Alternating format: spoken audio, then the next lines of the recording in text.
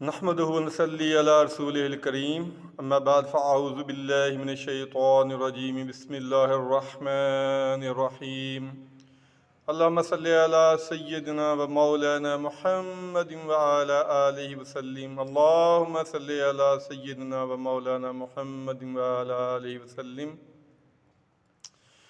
آج کی حدیث جو ہے وہ پہلے بھی بیان ہو چکی تھی، لیکن اس وقت جو گفتگو ہوئی تھی وہ بہت مختصر تھی، تو انشاءاللہ آج اس پہ تفصیلی گفتگو ہوگی۔ بڑی اہم حدیث ہے اور بہت ہی بری عادت ہے جو ہم سب اس کی عادی ہیں۔ تو بخاری شریف کی جو حدیث ہے، حدیث کا نمبر ہے 6056 6056، اور راوی اس کے ہیں حضرت حذیفہ رضی اللہ تعالیٰ عنہ۔ فرماتے ہیں کہ نبی پاک صلی اللہ علیہ وآلہ وسلم نے ارشاد فرمایا کہ چغل خور، غیبت کرنے والا جنت میں داخل نہیں ہوگا۔ یہی حدیث ابو داؤد میں ہے، وہاں اس کا نمبر ہے 4871، اور ترمذی شریف میں بھی یہی حدیث آئی ہے، وہاں اس کا نمبر ہے 2026۔ یعنی کہ اتنی مختلف کتابوں میں یہ سیاستہ کی حدیث آئی ہے کہ چغل خور جو ہے وہ جنت میں نہیں جائے گا۔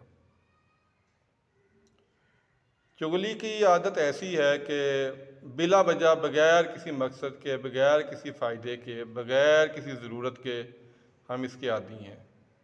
مرد ہو، خواتین ہوں، بوڑھے ہو، بچے ہوں، جہاں ہم بیٹھتے ہیں کسی نہ کسی کی غیبت بلا وجہ اس میں نقص نکالنے شروع کر دیتے ہیں، جس کی ہمیں کوئی ضرورت بھی نہیں ہے، بلا وجہ، بغیر کسی ضرورت کے۔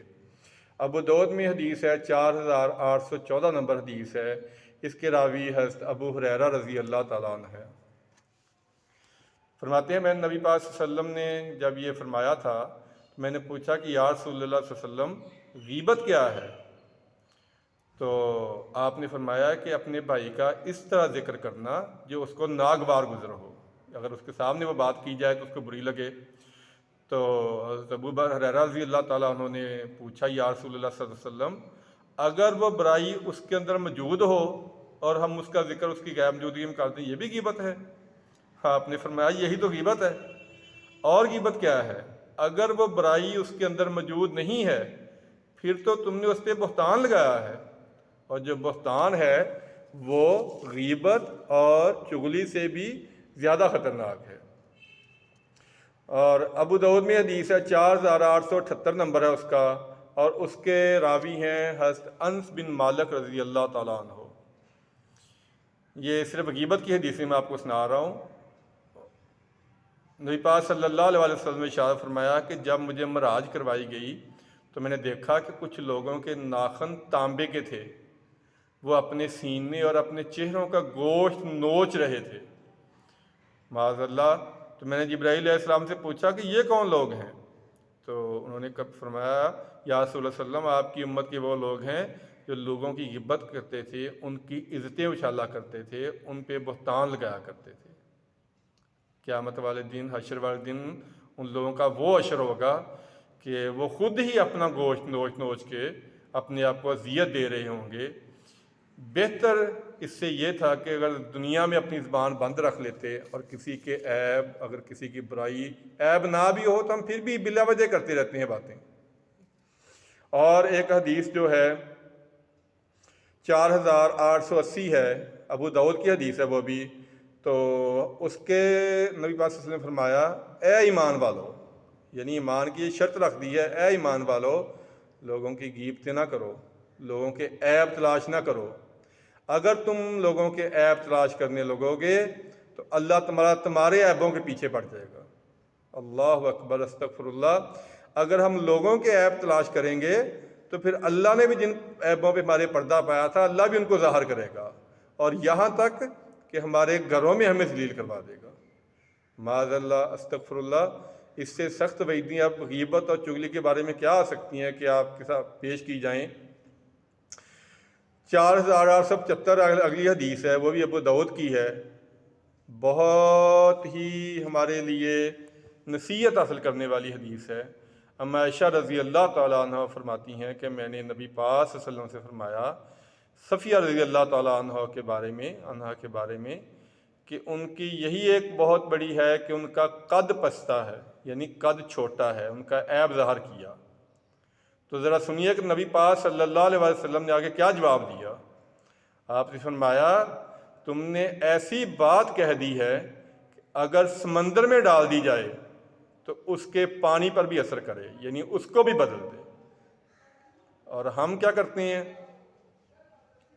صبح سے شام تک جب تک کہیں 2-3 لوگ بیٹھے ہوں، خواتین ہو، مرد ہو، بوڑھے ہو، بغیر کسی وجہ کے، بغیر کسی ضرورت کے، لوگوں کے لباس پہ، لوگوں کے کام پہ، لوگوں کی بات، یعنی ہر چیز میں ہم نے عیب نکالنا جو ہے وہ اپنا فرض عین سمجھا ہوا ہے کہ شاید اس کے بغیر ہماری زندگی گزر ہی نہیں سکتی جب تک ہم لوگوں کی غیبتیں نہ کر لیں، لوگوں کی چغلیاں نہ کر لیں، لوگوں کو اذیتیں نہ دے لیں، شاید اس وقت تک ہماری زندگی گزر ہی نہیں سکتی۔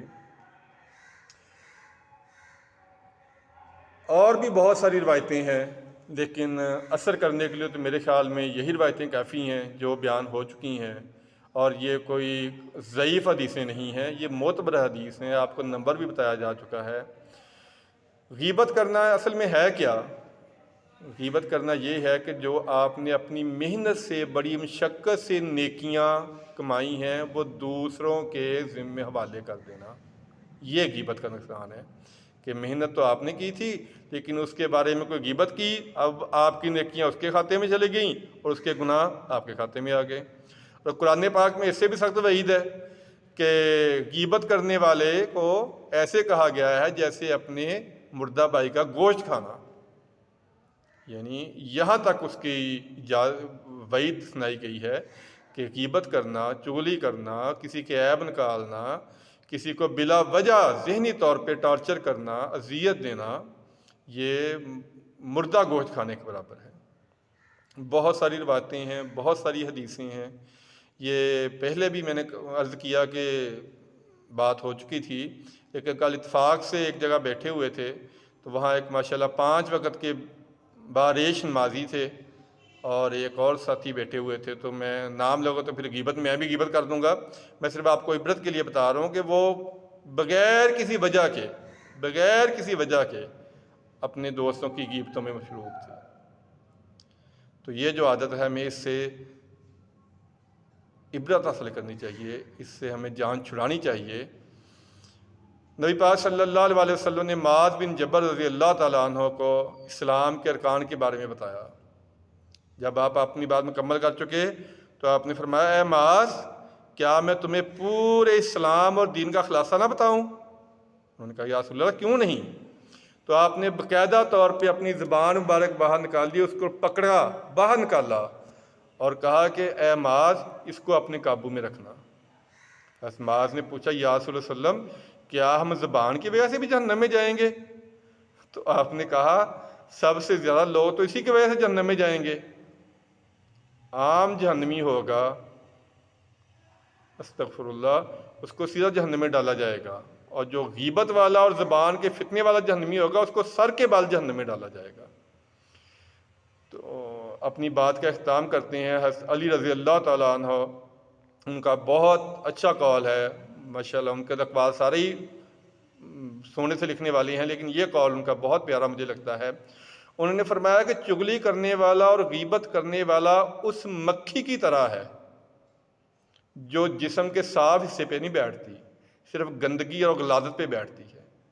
چغلی کرنے والا بھی ایسا ہے کہ اس کو اگر ایک بندے کے اندر 100 خوبیاں ہیں اس کو وہ 100 خوبیاں نظر نہیں آتی ہیں، اگر ایک معمولی سی خامی ہے، معمولی سی کوئی بات ہے، اس کو لوگوں میں اچھالتا ہے۔ بہت ساری روایتیں بیان ہو چکی ہیں، بہت ساری وعیدیں بیان ہو چکی ہیں۔ حشر میں کیا اس کا حشر ہوگا، قبر میں کیا انجام ہوگا۔